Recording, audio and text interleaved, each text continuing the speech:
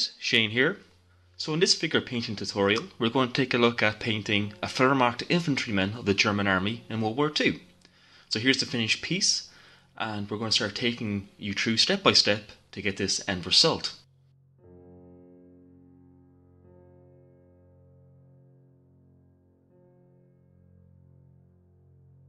So the miniature is already being primed in surface primer grey, and also I painted the face. So just to protect it from the spraying that we're going to be doing, I'm just going to mask it off with some Tamiya tape.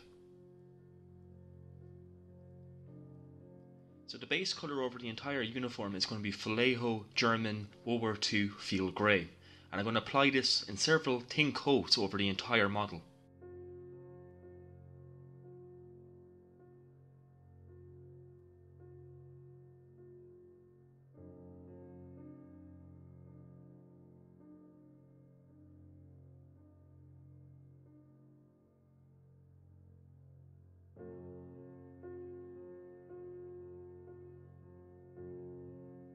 From the examples that you see here, there are many different intensities and hues of field grey used by the German army throughout the war.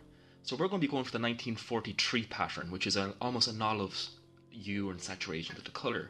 So with this in mind, we're going to be using three principal colours to achieve this, and that's going to be field grey, German uniform and German camo beige, all from the model colour range from Vallejo. So the first colour for the tunic I'm going to lay with the airbrush, and I'm going to be using a mixture of 70% field grey to 30% camo beige. And I'm just going to ensure I mix this correctly to a milky consistency.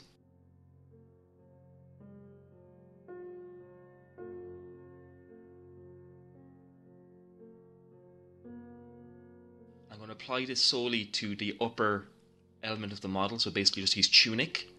I'm not too concerned if I get it on his trousers, however, I want it to be as neat as possible, and if you're applying this with a paintbrush, try to keep it as neat as possible.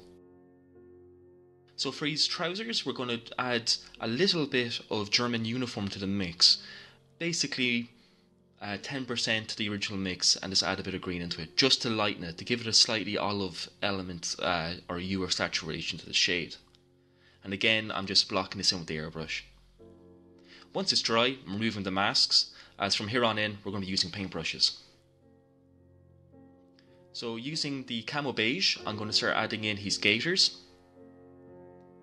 Again, not being too fussy about painting onto his boots or not, but trying not to get onto his trousers.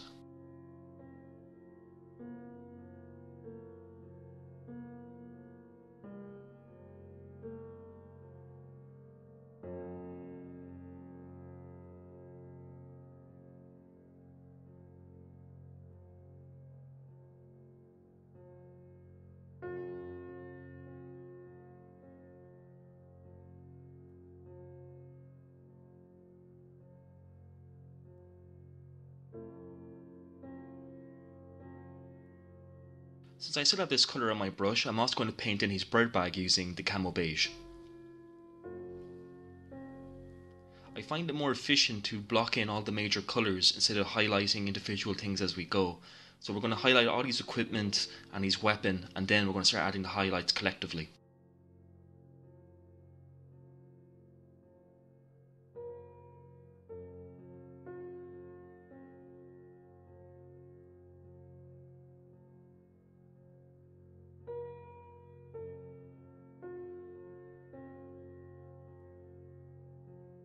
Now I'm taking a little bit of oily steel and working it into his entrenching tool, as well as any of the other metallics on the model. Oily steel is a very good base colour, I quite enjoy this. It's a nice strong intensity rather than using a gunmetal colour. And once again, this is from the Vallejo model colour range. I'm also going to work it into his canteen while I'm at it. You will see a lot of period footage or photographs of German infantrymen, and the mess tin, which I'm painting up now, often seems to be just a bare metal finish. Now there's different colours, of course, some of them are painted green as well, and you can weather them and chip them as much as you want. But I'm just going for a bare metal finish, just to make it a little bit more striking.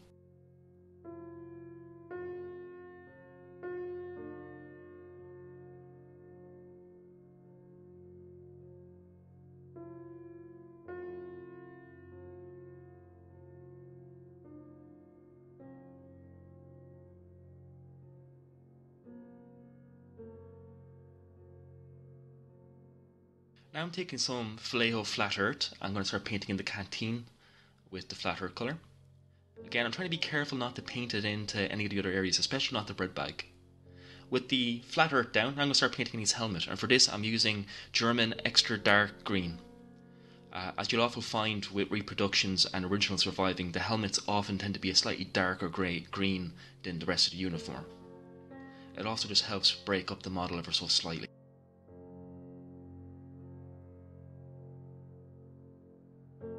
I'm also going to add this colour onto his gas mask canister. You can also weather these up quite a lot as well. You often find a lot of footage and period photographs of these being heavily chipped. For this, for mine, I'm just going to merely paint it up as it is in good condition. I'm going to take some German uniform green and paint the mess cup of the canteen in this colour. And once again, if you wish, you could take some oily steel and weather this up as well if you wished on the leading edges. Again, I'm just going to keep mine pretty clean. Also taking some of the German uniform green, I'm painting in a small egg grenade that's hanging off his Mauser ammunition pouches. For the wooden parts, especially the entrenching tool, I'm going to be using some cork brown, once again from Vallejo. This colour does require some layers, however, do try to keep your paint marginally thinned and work it up slowly. So be patient with this colour, as you will get a nice effect as you will later see.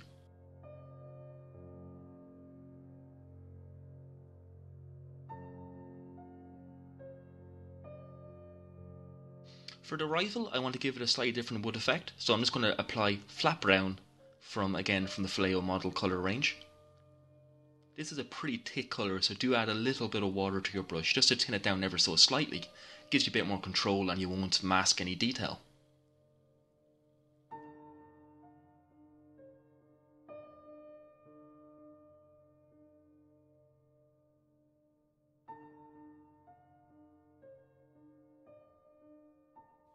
I'm also taking some Citadel Abaddon Black to paint in the sheet of his bayonet.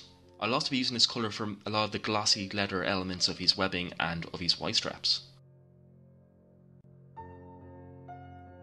Also using the Abaddon Black again for the leather parts of the entrenching tool cover. Taking my time not to paint into anywhere I don't want to. I'm using a double zero long bristle brush from Winsor & Codman if you're curious. Now moving on to painting in the Y straps. I would recommend that you keep your paint again somewhat thinned. This is again from Citadel, their Abaddon Black, which is a very nice satin, slightly glossy black, which is really good for doing a treated leather effect. Now this does take time, so slowly build it up. Even though the Y straps included in this kit don't appear to be the normal leather Y straps, they actually look like the 1940 tropical canvas ones. However, I'm just going to paint them up in black leather for expediency. So again, do a little bit of research so you know which ones to paint in.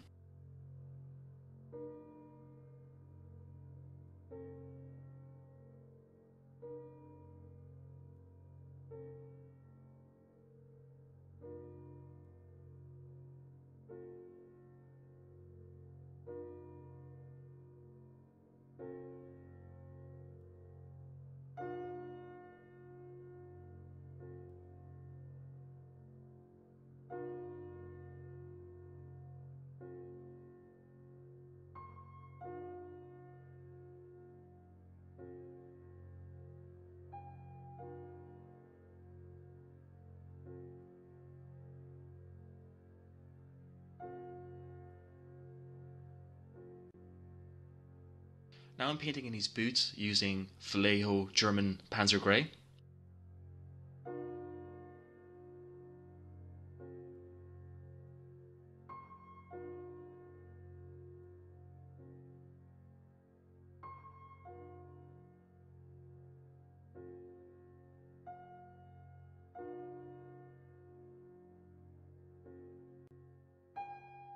And now I'm going to paint in the rifle sling.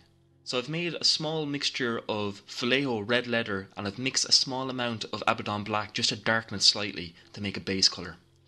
The sling on this model is actually just a small narrow piece of tammy tape that I've cut to shape. Now I'm painting in the strap for his gas mask canister, and I'm just using camel beige for this. It might seem a bit bright now, but we'll be toning it back with the wash.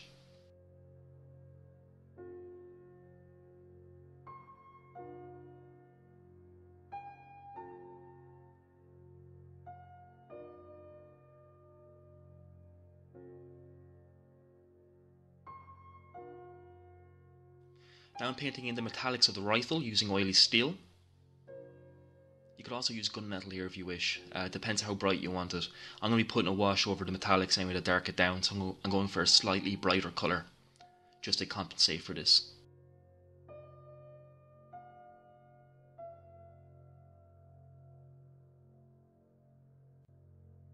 Now I'm going to start painting in the finer details on the rifle and eventually the webbing, again with oily steel, using a fairly fine bristle brush. Keeping a good point on your brush is essential for work like this, or you'll make an absolute ruin of your model. So again, keep your paint somewhat thinned and keep the point on your brush as sharp as possible. Again, I'm using a 00 long bristle from Winsor & Newton.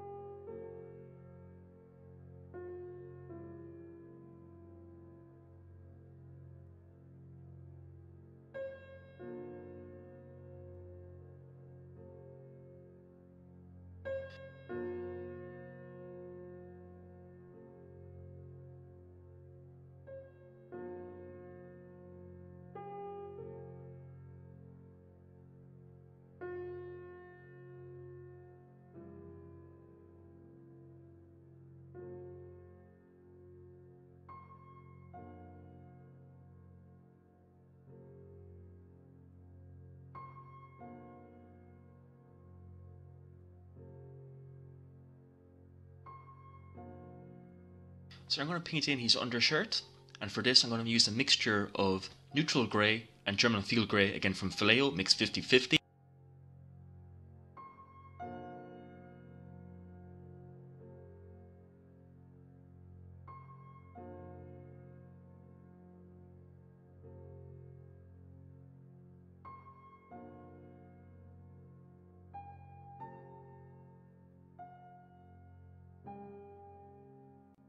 So now I'm going to start painting in some of the white linen details, such as the breast eagle, and for this I'm going to be using Vallejo Model Game Ghost Grey. I find it's a very nice colour that isn't too overpowering, yet strong enough to stand out without it looking unrealistic. I'm also going to use that same colour on his collar tabs that I just couldn't fill him. Now we're adding the wash, and this wash is going to be again from Citadel, which is their Agros Earth Shade. I'm going to be applying this somewhat thickly, however I don't want it to pool anywhere, so I'm going to be very careful to wipe away any excess that build in places I don't want them. However, I'm putting it down somewhat thick to create a small element of texture, just to make his uniform look a bit grimy and lived in.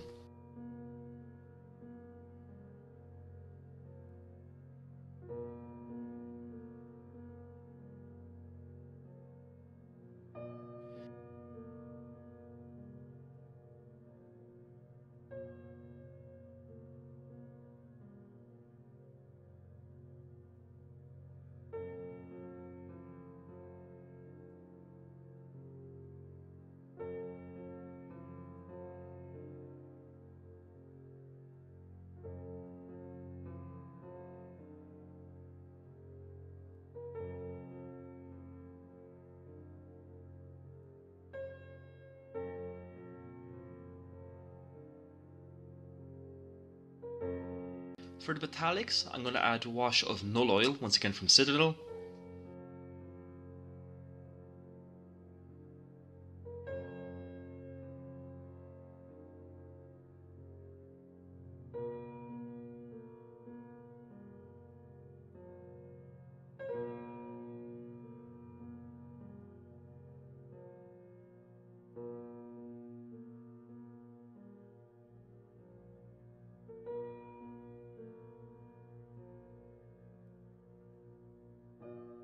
Now we'll start adding the highlights to his tunic, and we're going to go back to original mixture of field grey and camo beige mixed 70-30. However, if you wish, you can mix in a small amount more camel beige to lighten it.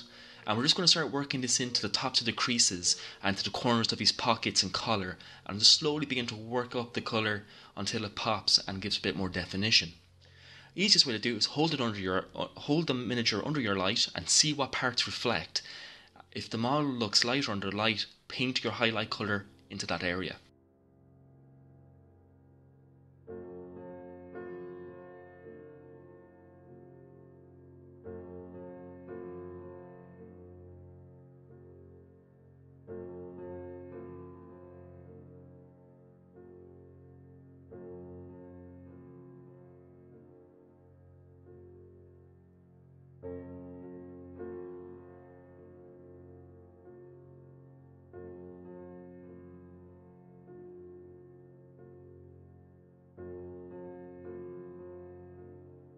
And I'm just going to speed up the footage now, but you can see it take shape using exactly the same method as I described.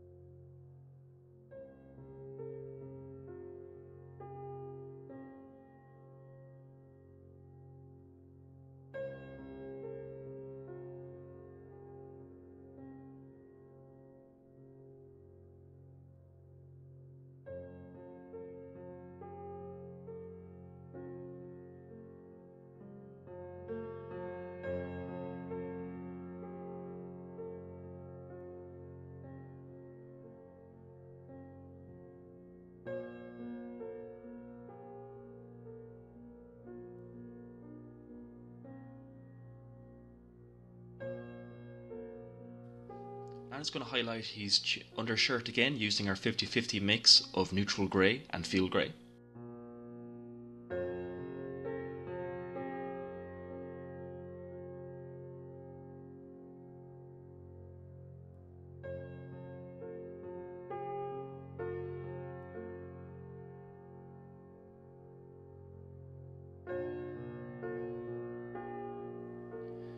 And we're just going to pick out the strap for the gas mask canister, again with camo, or German camo beige should I say.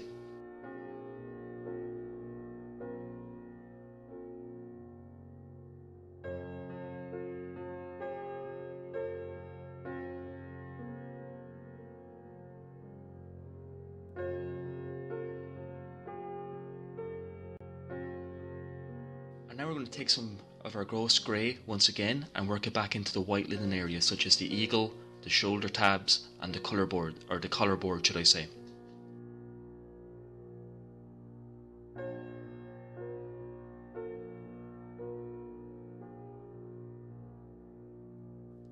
I'm being careful not to overwork these areas. I want them to stand out but not be overpowering.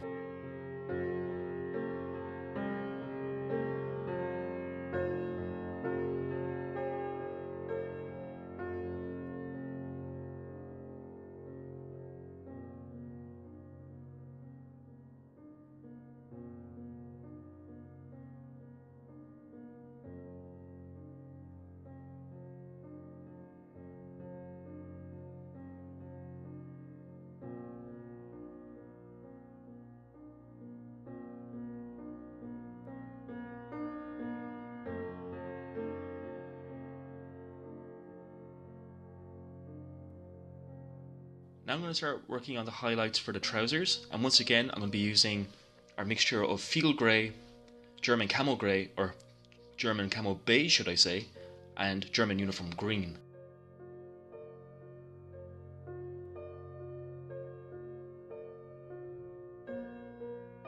And the mixture for this is roughly 30% of the field grey, 30% of the camo beige, and the remaining of the green.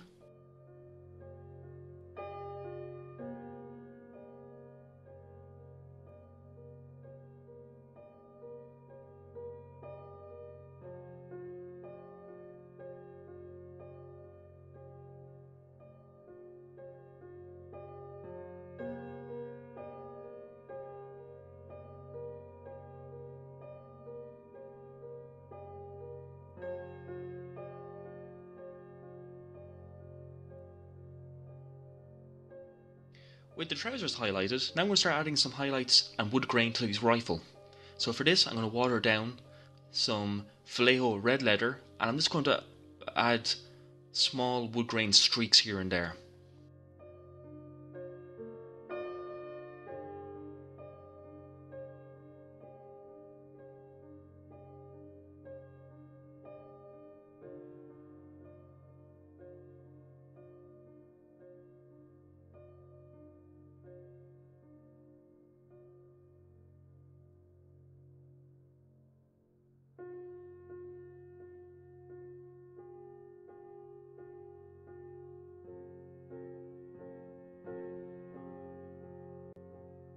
Now I'm going to start highlighting his rifle sling using flat red leather, just thinned ever so slightly, and I'm really going to focus along the leading edge of the rifle strap, leaving the darker colour in the recesses.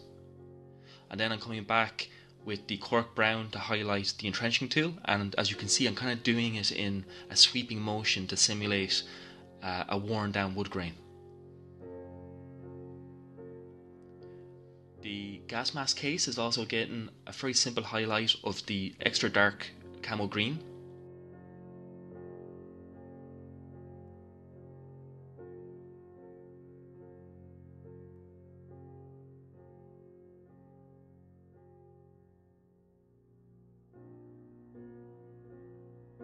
And I'm also picking out some of the details on the Y straps with flat earth, as well as adding some flat earth in a dry brush like motion onto the canteen to add a bit of texture and interest. Now I'm taking some oily steel and I'm going to start working up the metallics, starting with the mess tin, and then from there taking it to the metallics on the buttons, the entrenching tool and the rifle. And I'm really kind of focusing my brush onto the edges here, and same with the rifle parts, really the leading elements, just to make certain things pop. Especially the bolt, the muzzle, the trigger, things would be in motion and things would be gripped often so they would get a kind of a polished look.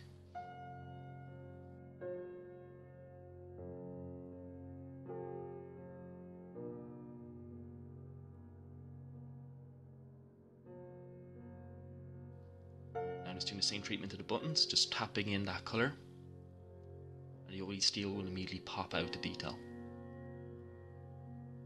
Try to avoid using a silver here, this will be too bright and it will take away from the effect. Now I'm highlighting his gaiters using camo beige, and I'm just focusing to the tops of the creases. It doesn't matter if it's too stark, as we'll be weathering this back down again at the end of this video.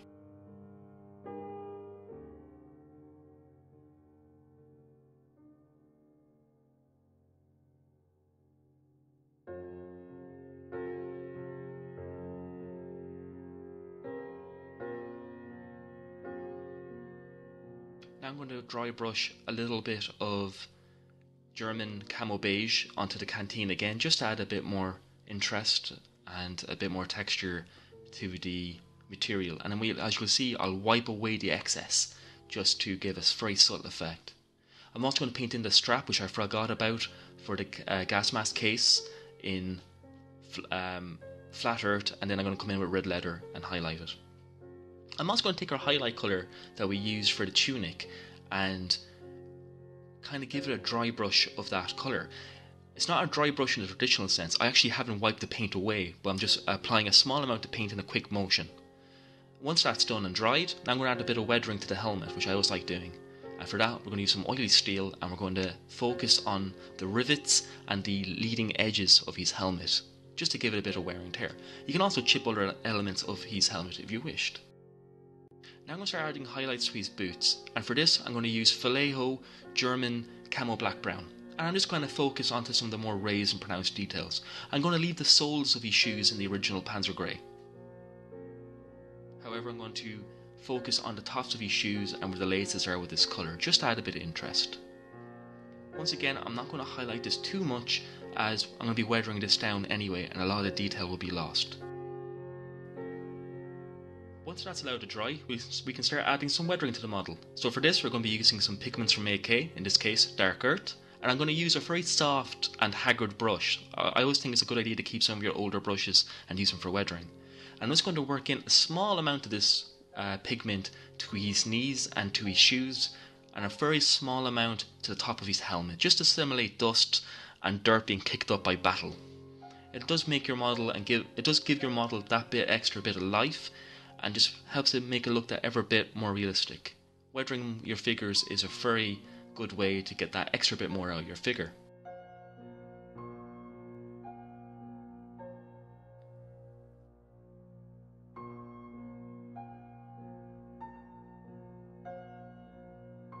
And with our weathering done, this is the end result.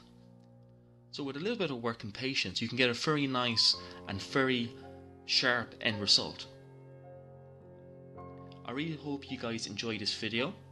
Please comment, rate and subscribe as always, and stay tuned for more painting and building tutorials as well as kit reviews. I've been Shane, thank you for listening. I hope you found this video interesting and useful, and I'll catch you in the next one. Happy modelling, and watch out for those buses as always. Bye bye.